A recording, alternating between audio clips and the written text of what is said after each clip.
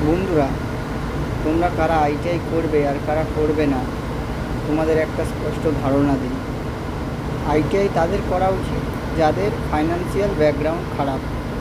ধরো তোমার বাবার কোনো বিজনেস নেই বা কোনো দোকান নেই, হ্যাঁ, তুমি পড়াশোনা করে কিছু একটা করতে চাইছো, তাড়াতাড়ি কম বয়সে নিজের পরিবারকে আর্থিক দিক থেকে সাহায্য করতে চাইছো, তারা আইটিআই করতে পারো। কিন্তু যাদের বাবার বিজনেস আছে বা বাবার কোনো ছোটোখাটো দোকান আছে, নিজস্ব কোনো ব্যবসা আছে, আমি বলবো যে তারা আইটিআই তাদের না করাই ভালো। ঠিক আছে?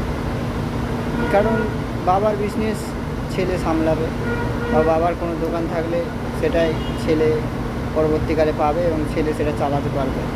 আইটিআই তাদের করা উচিত যারা স্টেবল হতে চাইছো, খুব তাড়াতাড়ি ফাইন্যান্সিয়াল স্ট্রং হতে চাইছো কম বয়সে, তাদেরকেই আইটিআই করা উচিত।